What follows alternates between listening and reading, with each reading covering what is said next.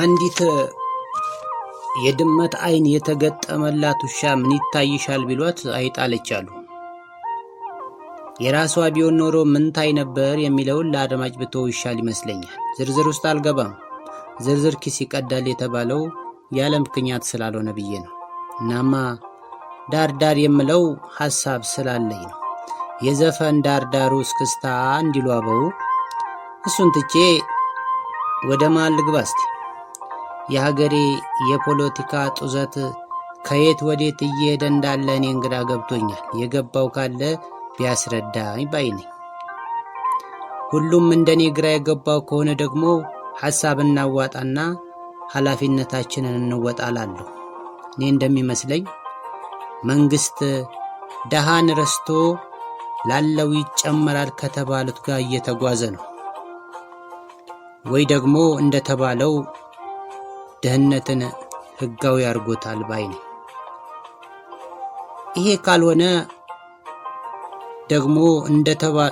ካልሆነ ደግሞ ወርዶ ህዝቡን አይቶ ሳይሆን ሆዳደሮች በሚሰጡት የሐሰት መረጃ ነው ማለት ነው የሚኖረው። ባጭሩ ግን ደሃን የረሳ መንግስት እና ጨው የሌለው ወጥ ጣዕሙ ስለማይታወቅ ዝም ብዬ ልለፈው። ወረርሽኙ ውግንና ነው። ውግንናው ያመጣው ሀገር ወዳድነት ሳይሆን ስግብግብነት እና ራስ ወዳድነት ነው።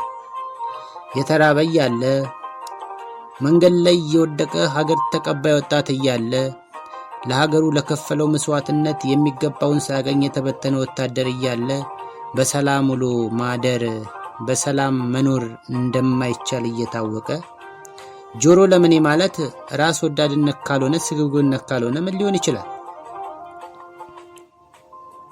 እኔ እንደሚመስለኝ የዘረኝነትና የውግንናን ካባ ለብሶ ፖለቲካውን እየዘወረ ያለው ድህነት ነው፣ ማጣት ነው፣ ራብ ነው፣ ስደት ነው እንጂ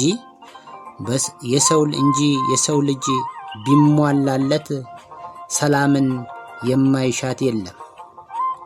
ይህን ሁሉ በሽታ ቁጭ አድርገን በዘርና በቋንቋ ነው ጠቡ እያለን ከመብትሄ እየራቅን እንዳለን ይሰማኛል። የበላችው ያገሳታል፣ በላዩ ያሰኛታል ሆነና ሁሉም ጆሮ ለምን ይብሏል። የሚሰማ ጠፍቷል። ስለዚህ ወደ መሃል መተን ግለኝነትን ማስወገድ አለብን።